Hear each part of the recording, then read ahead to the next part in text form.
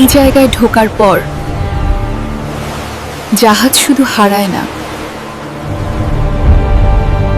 কিছু জাহাজ পাওয়া গেছে, কিন্তু ভেতরে একজন মানুষও ছিল না।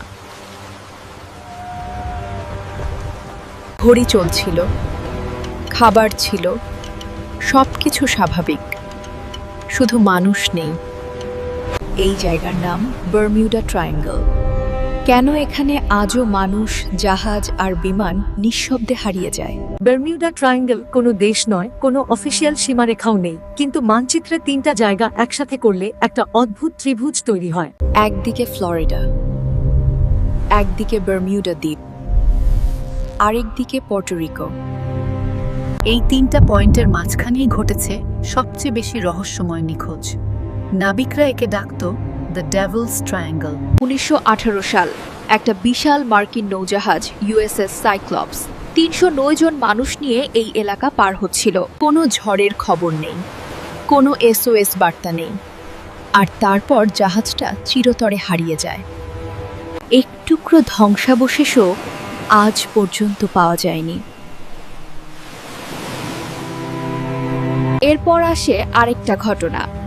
1945 সাল 5টি যুদ্ধবিমান একসাথে প্রশিক্ষণে উড়ে যায়। শেষ রেডিও বার্তায় তারা বলেছিল, কম্পাস ঠিক কাজ করছে না, আমরা দিক হারিয়ে ফেলেছি। তারপর সম্পূর্ণ নীরবতা। পুরনো নাবিকদের বিশ্বাস ছিল এই সমুদ্রে ঢুকলেই সব কিছু বদলে যায়। কম্পাস হঠাৎ ঘুরতে শুরু করে, রেডিও সিগন্যাল দুর্বল হয়ে যায়, দিক বোঝা অসম্ভব হয়ে পড়ে। দিনের বেলা শান্ত সমুদ্র মুহূর্তেই ভয়ঙ্কর হয়ে উঠত। অনেকে বলতো এই জায়গায় সময়ও ঠিকভাবে কাজ করে না। ভয়টাই ছিল সবচেয়ে বড় সমস্যা, কারণ ভয় মানুষকে ভুল সিদ্ধান্ত নিতে বাধ্য করে। বিজ্ঞানীরা বলেন এই এলাকায় আবহাওয়া খুব অস্থির। হঠাৎ ভয়ঙ্কর ঝড় আসে, সমুদ্রের নিচ থেকে উঠে আসে বিশাল রোগ ওয়েভস, আর কিছু জায়গায় আছে ম্যাগনেটিক অস্বাভাবিকতা, যার কারণে কম্পাস সাময়িকভাবে ভুল দিক দেখাতে পারে। কিন্তু সব ঘটনা কি এই ব্যাখ্যায় মিলে যায়? সব নিখোঁজের কোনো চিহ্ন না থাকা, বিজ্ঞানও এখনো এর পরিষ্কার উত্তর দিতে পারেনি। সবচেয়ে অদ্ভুত ব্যাপার হলো কিছু জাহাজের কোনো ধ্বংসাবশেষ নেই, কোনো ডিস্ট্রেস সিগন্যাল নেই, কোনো শেষ বার্তা নেই, শুধু হঠাৎ সব যোগাযোগ বন্ধ। এই কারণেই বারমিউডা ট্রায়াঙ্গল আজও মানুষের কৌতূহল জাগায়। এটা শুধু একটা জায়গা না, এটা একটা প্রশ্ন।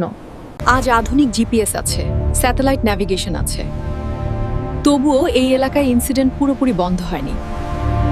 তাহলে বারমিউডা ট্রায়াঙ্গল কি শুধু প্রাকৃতিক বিপদের ফল, নাকি এমন কিছু আছে যেটা আমরা এখনো পুরোপুরি বুঝে উঠতে পারিনি?